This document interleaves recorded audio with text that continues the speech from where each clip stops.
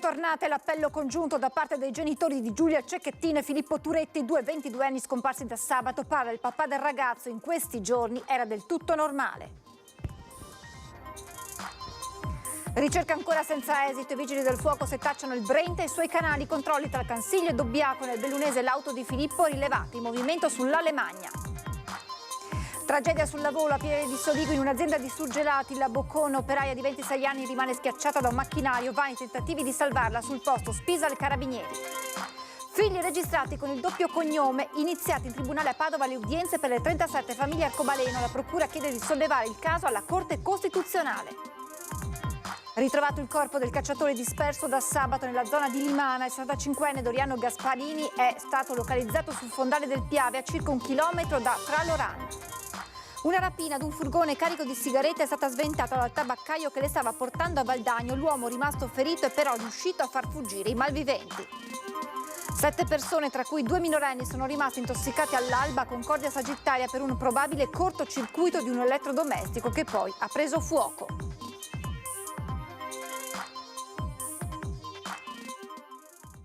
Buonasera, ben ritrovati con l'edizione regionale dei nostri telegiornali. Questi titoli naturalmente in primo piano, tutti gli aggiornamenti sulla scomparsa di Giulia e Filippo. Ma iniziamo subito presentandovi il sondaggio di questa sera, incentrato sulle polemiche di questi ultimi giorni tra Lega, Salvini nel dettaglio e CGIL per lo sciopero del 17, in programma il 17 contro la manovra. È giusto questo il quesito che vi poniamo stasera? Sì, 0422 16 26 691, 0422 16 26 690. Se la vostra risposta è no, la chiamata, vi ricordo, è gratuita, all'esito nel corso di Ring. E allora veniamo agli aggiornamenti di queste ultime ore sulle ricerche, le ricerche che continuano a 360 gradi in tutto il nord-est per ritrovare, la speranza è quella di ritrovare quanto prima in vita Giulia e Filippo, i due ex fidanzati di 22 anni scomparsi da sabato sera. Oggi l'appello congiunto dei genitori dei due ragazzi, ma andiamo subito in diretta con la nostra Ilaria Marchiori per ricostruire questa giornata e soprattutto i tanti appelli che sono arrivati dalle due famiglie. Buonasera Francesca, buonasera ai nostri telespettatori. Hai detto bene, tanti gli appelli che sono arrivati anche in questa giornata. Tra pochissimo sentiremo l'appello congiunto dei genitori, il papà di Giulia e i genitori di Filippo. Un appello accorato a ritornare, soprattutto a indicare qualsiasi cosa chi li dovesse vedere, chiamate il 112, hanno detto. È stata una giornata impegnativa, ancora il papà di Giulia è stato convocato nella caserma dei Carabinieri, è stato lì alcune ore a Vigonovo, le ricerche si stanno svolgendo a 360 gradi, inutile dire e ribadire il fatto che siano ore di angoscia per le famiglie di Giulia e di Filippo, ma soprattutto ore anche di speranza, la speranza di ricevere quella telefonata e di veder ritornare i propri figli a casa sani e salvi. Ma dicevamo, oggi proprio nell'abitazione di Vigonovo di Giulia si sono ritrovate insieme entrambe le famiglie proprio per lanciare un appello uniti. Sentiamoli. L'appello che facciamo è chiaramente quello ai ragazzi di contattarci o di tornare spontaneamente, non sappiamo dove siano esattamente, e chi li vede di contattare o le forze dell'ordine, il 112 o comunque i numeri che sono girati. L'auto è sempre la Fiat Punto nera targata FA015YE. Che si faccia sentire, perché si faccia sentire, ci dia notizie di lui e della Giulia. Siamo preoccupati e vorremmo che ci contattasse e qualsiasi cosa sia successa noi lo aspettiamo, gli vogliamo bene a lui e alla Giulia e che ritornino. Vi prego, tornate. Andiamo, che tornino a casa il più presto, qualsiasi cosa sia successa, siamo qua. appello congiunto, disperato, quello dei genitori dei due 22enni di cui non si hanno più notizie da sabato sera. Si sono ritrovati nella casa di Giulia, in via Aldo Moro a Vigonovo, il papà Gino insieme a Nicola ed Elisabetta, i genitori di Filippo, uniti nell'angoscia di queste estenuanti ore d'attesa, sussultando a ogni squillo del telefono, ma anche nella speranza che i loro figli rientrino a casa sani e salvi. Per questo hanno trovato la forza di lanciare un appello davanti alle telecamere, ai loro figli e a chiunque possa essere d'aiuto, fornendo quanti più dettagli possibile. Giulia è alto 1,63 m, ha i capelli castani con frangetta, porta un maglione azzurro, una gonna marrone corta a tubino, calze, scarpe a mocassino nere e un giubbotto cappotto nero. Filippo è alto 1,88 m, ha i capelli castano scuro. Un paio di jeans chiare con l'elastico alla caviglia, delle scarpe bianche color panna, dell'Adidas con un inserto dietro arancione, e poi aveva un giubbino nero corto in vita di tessuto tecnico, impermeabile e col cappuccio. E un appello anche ai telespettatori che se vedono una grande Fiat Punto targata FA 015YE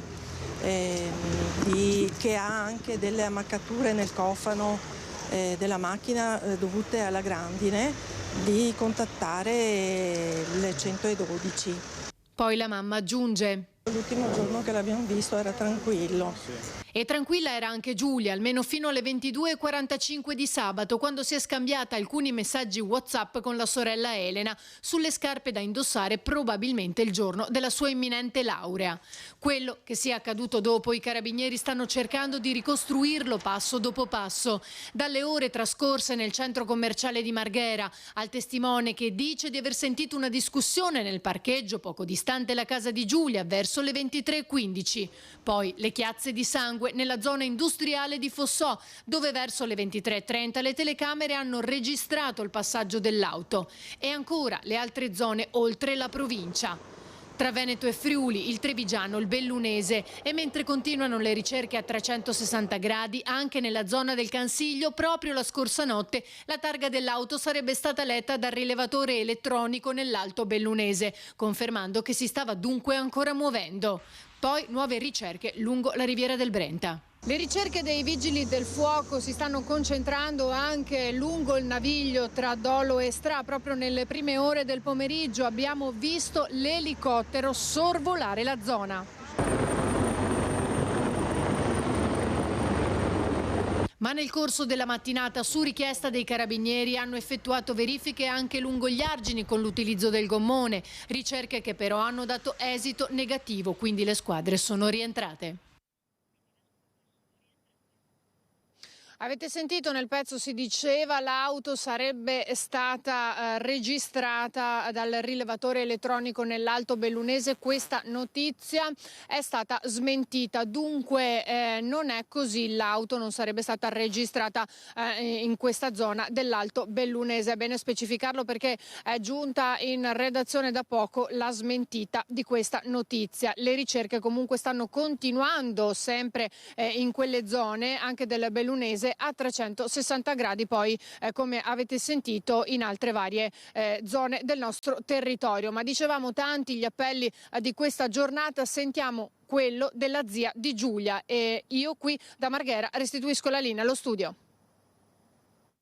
Senta, lei ha fatto un appello nei confronti di Filippo?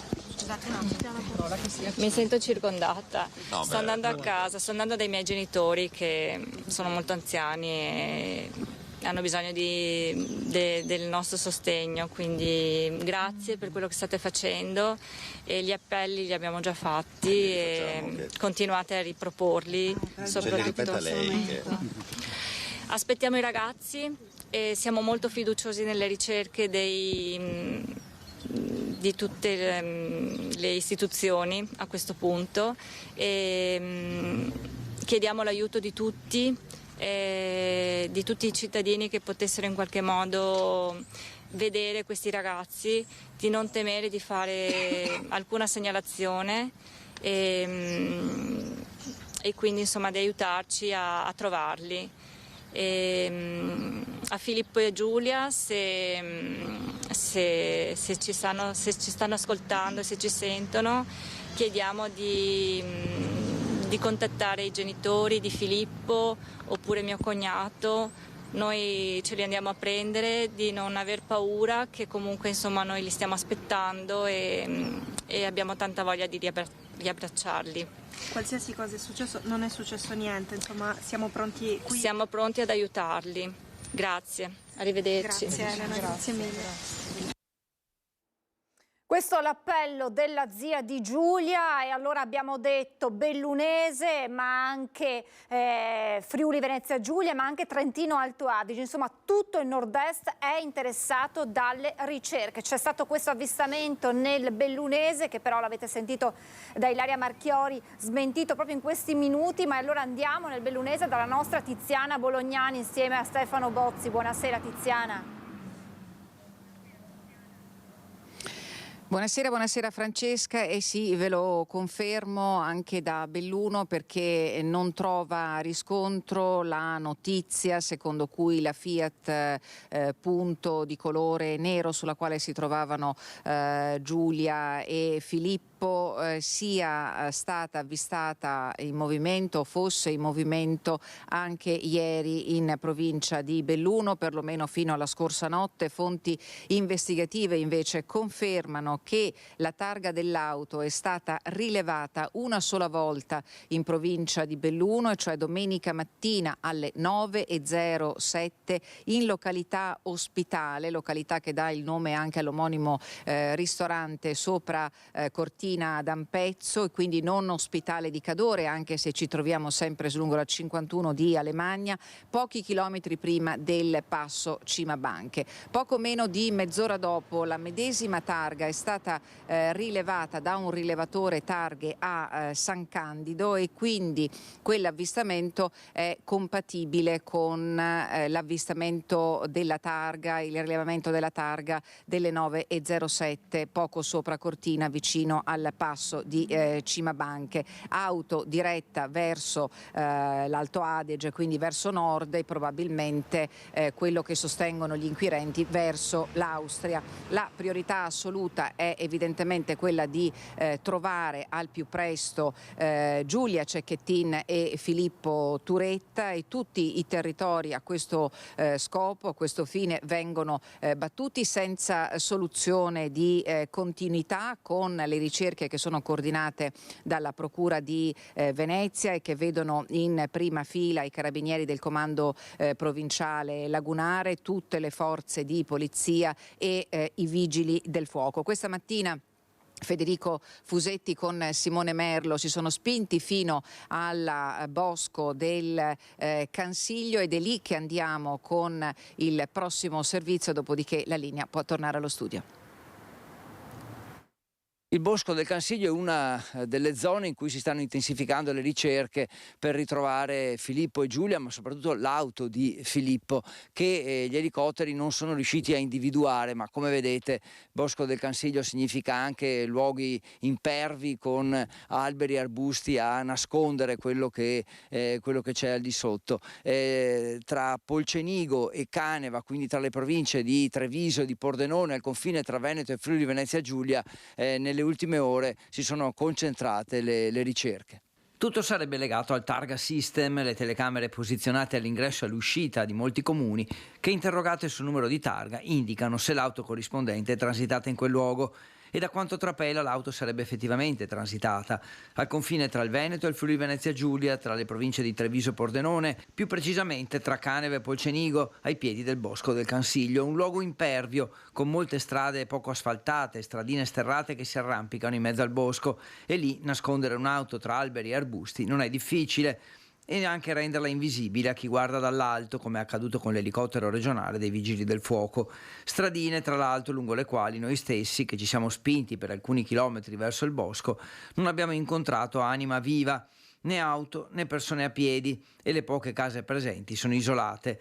Nel corso della giornata poi è arrivata la notizia di un avvistamento dell'auto in movimento nell'Alto Bellunese e allora le ricerche si sono concentrate anche lì e la corsa contro il tempo per ritrovare i 2 ragazzi continua. Ringrazio Ilaria Marchiori e Tiziana Bolognani che ci hanno aggiornato in diretta smentendo proprio quest'ultima notizia che ci sarebbe stato questo rilevamento della targa dell'auto di Filippo nell'Alto Bellunese la scorsa notte. L'ultimo avvistamento è stato quello di domenica a Cortina. E dunque insomma questo il punto sulla situazione. Abbiamo sentito i tanti appelli, tra cui quello dell'allenatore, dell'ex allenatore dirigente della squadra di pallavolo dove giocava Filippo Turetta, le sue parole e poi quelle dell'amico di Filippo. Nel prossimo servizio. Qualsiasi cosa sia successa, che torni indietro, che noi gli vogliamo bene. Noi della squadra sicuramente e credo anche la famiglia e tutti gli altri. Mi scusi ma mi sto commuovendo perché è come un figlio. Fa fatica a trattenere la commozione Gennaro Zecchino, dirigente della Libertas Volley, la squadra di pallavolo di Torreglia dove Filippo Turetta aveva militato fino a settembre del 2022. Anche lui, come tutte le persone che vogliono bene al 22enne, sta vivendo momenti di apprensione in questi giorni. Il suo messaggio a cuore aperto per Filippo, un ragazzo educato e rispettoso fuori e dentro il campo di volley. Non è mai stato assente così per caso, se era assente era perché c'era qualche problema vero. Come Gennaro Zecchino, anche Luca, amico d'infanzia, spera in un ritorno a casa di Filippo con Giulia. Nel comportamento del giovane con gli amici niente lasciava trasparire la volontà di un allontanamento. L'ho visto l'ultima volta circa 3 settimane fa alla mia festa di laurea. Appunto era venuto anche lui e insomma mi è sembrato normale come sempre, era sorridente, scherzoso. Filippo, appassionato di trekking, conosceva bene i Colli Ugani, è qui che ieri lo hanno cercato i genitori e poi le Dolomiti. Non frequentava invece la zona del Cansiglio dove oggi si sono concentrate le ricerche dopo gli alert delle targhe. La storia con Giulia, conosciuta all'università, era durata circa un anno. C'era rimasto parecchio male, si erano lasciati nel periodo di agosto e insomma sia io che dei nostri amici comunque avevamo cercato di consolarlo, di stargli vicino e sembrava un po' che avesse passato questo brutto periodo, che si fosse un po' ripreso. Ora Filippo stava studiando per gli ultimi 3 esami del corso di ingegneria biomedica. Il rapporto con Giulia sembrava essere rimasto amichevole fino all'appuntamento di sabato sera e la scomparsa. Voltiamo pagina, tragedia sul lavoro nel pomeriggio nella Marca Trevigiana a Pieve di Soligo per l'esattezza, dove una ragazza di 26 anni stava lavorando nei pressi di un macchinario di imballaggio, sembra acquistato da poco, all'interno di un'azienda di surgelati di cui era vice direttrice, la Boccon di Via Montello. Ad un tratto è rimasta incastrata negli ingranaggi dell'apparecchiatura che le avrebbero schiacciato le vertebre cervicali. Nulla da fare per la giovane lavoratrice, soccorsa dai dipendenti che hanno subito allertato gli operatori del 118. Sul posto sono arrivati i sanitari del SUEM con un'ambulanza e l'elicottero. Intervenuti anche i vigili del fuoco, i carabinieri e i tecnici del nucleo Spisal che dovranno cercare di ricostruire la dinamica, l'esatta dinamica dell'incidente mortale. Questa mattina in tribunale a Padova iniziate le udienze per le 37 famiglie arcobaleno dopo l'impugnazione dell'atto di nascita dei figli registrati con il doppio cognome delle mamme. La procura chiede di sollevare il caso alla Corte Costituzionale. Marzio, Leonardo, Adele, Elia, Caterina, Emanuele, Vittoria e anche per tutte le altre famiglie minorenni che sono nati e continuano a nascere. Mentre fuori dal tribunale risuonano i nomi dei 37 bambini figli di 2 mamme, i cui atti di nascita sono stati impugnati, la Procura ha cambiato posizione e ha aderito alla questione di incostituzionalità sollevata dagli avvocati di tutte le coppie di madri, ritenendo opportuno che la Corte Costituzionale torni ad esaminare la questione. La svolta è arrivata nel pomeriggio dopo che i giudici hanno ascoltato 4 coppie di mamme, la cui udienza era prevista oggi nell'aula del Tribunale Civile di Padova. In aula la svolta, mentre fuori si raccontano le preoccupazioni delle famiglie arcobaleno. È molto forte, no, la componente del sentire un'ingiustizia nei confronti dei bambini, anche nei confronti nostri come madri, come genitori. Certo, ci è stato detto che l'adozione in casi particolari sarà il nostro paracadute. Dovesse essere anche accolta la richiesta dalla procura, ci sarà pur sempre l'adozione. Però immaginatevi voi quanto faccia male il pensare di dover adottare i propri figli. Preoccupazioni per i nostri bambini e le nostre bambine, perché qualsiasi cosa che possa accadere nelle nostre vite per noi è amplificata dallo spettro di questa impugnazione che vuole togliere delle tutele a dei bambini. Qual è la vostra paura principale? E che la nostra figlia non possa avere le stesse tutele che hanno gli altri bambini di questo Stato. E stiamo parlando di cose molto pratiche, tutele che riguardano la salute, i diritti di welfare, i diritti economici, tutto quello che garantisce il benessere e la sicurezza della sua vita e la sua crescita. Soddisfatti gli avvocati, davanti al tribunale a sostenere le mamme l'associazione delle famiglie arcobaleno. Sono fiera di essere la nonna arcobaleno e sono per queste famiglie, hanno bisogno di sostegno, sono famiglie anche loro. Anche la politica presente con la consigliera regionale Elena Ostanello. La politica deve semplicemente decidere di porre fine ad un vuoto normativo e dire che le coppie, le figli delle coppie omogenitoriali sono figli per sempre. Siamo tutte famiglie! Ritrovato sul fondale del Piave il corpo senza vita del cacciatore 65enne disperso da sabato nella zona di Limana, nel Bellunese. Le ultime speranze di ritrovare ancora in vita Doriano Gasperin si sono spente questa mattina quando durante un sorvolo del Piave nel territorio comunale di Limana l'elicottero dei Vigili del Fuoco del reparto volo di Venezia ha individuato il corpo del 65enne in un'ansa del fiume a circa 1 chilometro dalla frazione di Praloran. Il recupero è stato eseguito dai sommozzatori del nucleo regionale del Veneto e i soccorritori fluviali del comando provinciale di Belluno. Doriano Gasperin, che qui vediamo nelle nostre immagini di repertorio girate una decina d'anni fa durante una mattinata di attività didattica dei cacciatori della locale riserva, era uscito nel pomeriggio di sabato scorso con la sua attrezzatura. L'intenzione era quella di assentarsi brevemente e a rafforzare questa ipotesi il fatto che il suo fuoristrada sia stato trovato aperto e con tutti gli effetti personali all'interno nell'area della cava di Praloran. L'incidente probabilmente di lì a poco. Verso sera la denuncia di scomparsa e l'attivazione del dispositivo per la ricerca persone che ha fatto convergere nella zona rivierasca di Limana Vigili del Fuoco, Soccorso Alpino e Guardia di Finanza. Da lì in poi oltre un'ottantina di soccorritori si sono alternati per 2 giorni e mezzo per cercare di individuare una traccia del 65enne anche con l'ausilio di unità cinofile molecolari nell'area disegnata dall'ultima cella telefonica agganciata dal cellulare dell'uomo. Ieri le ricerche si erano concentrate nel tratto che va da Ponte San Felice allo sbocco del torrente Turriga e da Ponte San Felice al Cordevole. La svolta questa mattina. La salma di Doriano Gasperin è stata identificata dal medico legale e terminate le procedure di rito è stata trasferita all'obitorio dell'ospedale di Belluno.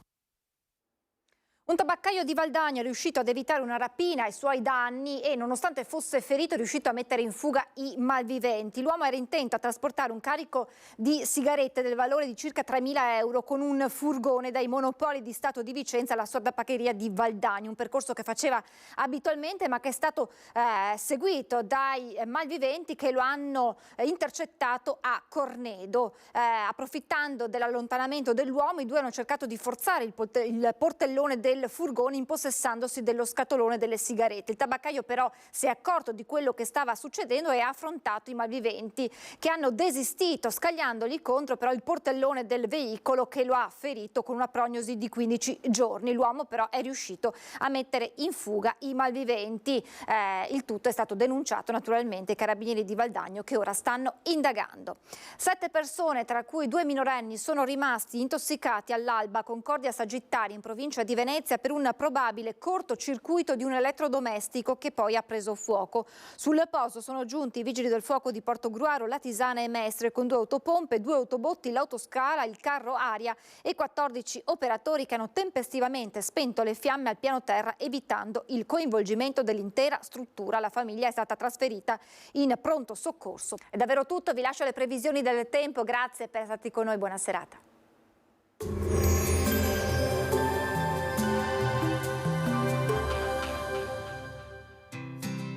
L'Unic Star, le uniche pagliette antibatteriche in commercio, prodotte anche per i marchi più importanti, sia nazionali che internazionali. Bentrovati al Meteo. Non si prevedono grandi variazioni rispetto ai giorni scorsi, è ancora l'alta pressione a dominare sul nostro territorio. Vediamo il dettaglio dunque di mercoledì 15 novembre.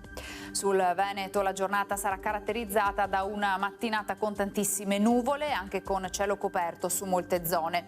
Nel pomeriggio, e lo vediamo dalla grafica, il sole avrà sempre più spazio per splendere in cielo. Le temperature saranno stazionarie e tutto sommato gradevoli, minime sui 4-7 gradi, massime invece comprese tra 14 e 17 gradi all'incirca. Spostiamoci ora sul Friuli Venezia Giulia. Anche qui bel tempo, con ampio soleggiamento e cielo al massimo poco nuvoloso. Temperature minime tra 6 e 12 gradi, massime sui 14-17 gradi. Infine diamo uno sguardo alla situazione del Trentino Alto Adige, dove avremo tanto sole e il cielo sarà sereno o al massimo velato. Temperature minime intorno ai 4 gradi, massime infine sui 15-16 gradi all'incirca. Dal Meteo di Antenna 3 è tutto, arrivederci al prossimo aggiornamento.